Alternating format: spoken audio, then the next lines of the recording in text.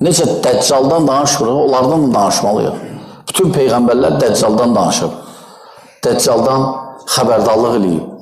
Deyib, Dəccaldan qorunun. Bütün peyğəmbərlər, bizim peyğəmbər də sallallahu aleyhi ve sellem. Həmcə xavariclər. Xavariclər Dəccalın yanında biz onlardan da danışmalıyıq daima.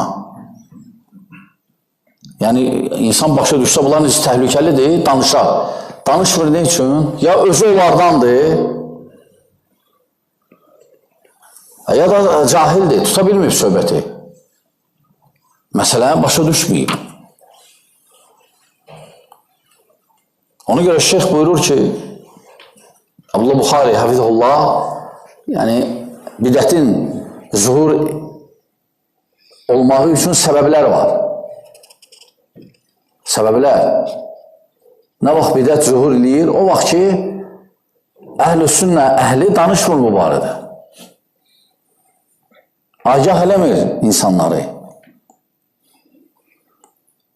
Və ya sünnə zəif olur, bidət çoxalır. Bidət gətirir.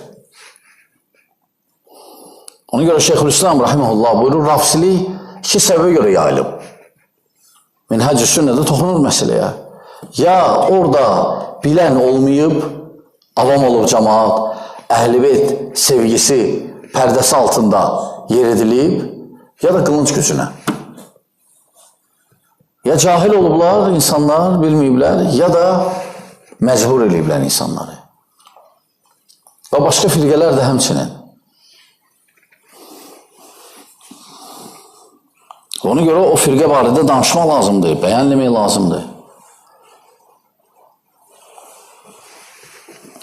Və burada şeyx düzdür, çox danışır, biz xülasələri deyirik, bəzi yerləri. Sonra şeyx buyurur, "Yücət tullab-ül ilm, lakinnə da'f zahir, beyin, məşin." Yəni şeyx sonra toxunur elm tələbələrində də həmçinin. Yəni elm tələbələri bunu danışmalılar, bildirməlidirlər ətrafındakilərə. İndi elm tələbələrinin çoxsu nədir? Sualı bağızlı oturublar.